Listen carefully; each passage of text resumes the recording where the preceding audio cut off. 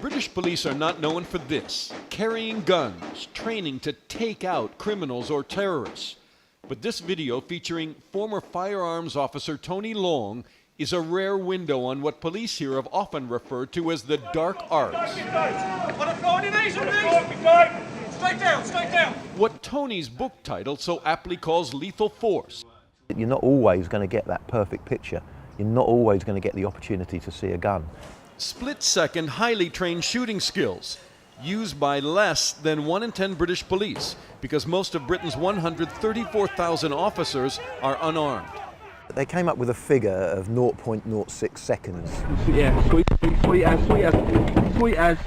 The reality was my vehicle pulled alongside the subject vehicle and came to rest, and I opened fire 0.6 seconds. Those fractions of a second describe his reaction time to carry out one of 5 shootings during his career as a firearms officer in Britain. 3 of them were fatal, and in one case Long was charged and later acquitted of murder. British police are largely gun-shy, while their American counterparts are accused of operating on hair triggers. Recent officer shootings involving armed and unarmed suspects have gone viral, driven by social media, including this shooting by an officer of a man in Minnesota whose wife said was licensed to carry a firearm. He's licensed to carry. He was trying to get out his ID and his wallet. Is that a cop dead? Dude, that's a cop down.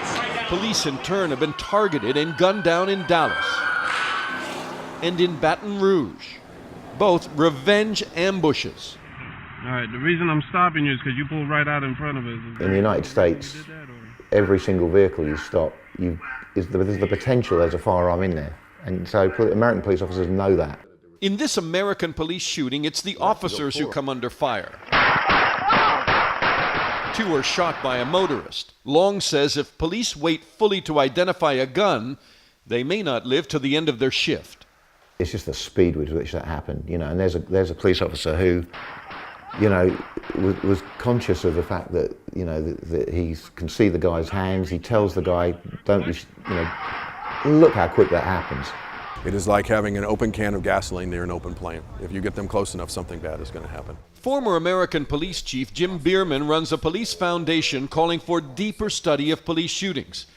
And he says, look at police recruitment sites. You get a very quick understanding of U.S. forces which glorify armed confrontation and the ones which focus on community policing and pulling the trigger as a last resort. 6 months worth of training in an academy, and then they go out to the street for 6 months of training, and then they're released. In some states, it's less than that. And I personally believe that's not anywhere near enough. We're talking about changing a system for 17,000 independent police departments across America. But most British police will never encounter an armed suspect in their entire careers. Guns are so rare here, it's about the last thing on their minds. Unlike American police, who have to assume in almost any encounter with the public they may face a firearm, legally carried or otherwise. But Long now argues for arming police in Britain. We played back the recent terror attack in Nice, France. 84 people mowed down with a truck until French police killed the driver. If that were to happen here in London, God forbid, like that, then he's going to go unchecked for a lot longer. Which takes the death toll much higher. Absolutely. We've done as much as we can. We've gone as long as we can do without arming the police. We seriously need to actually think about doing that now. And I think they should be allowed to carry a gun on duty. I think that's a compromise, because the world is changing. It's a different place. But convincing the British, who had no police shootings last year, that arming police to fight terrorists is critical will be a hard sell. Dana Lewis reporting for Insight.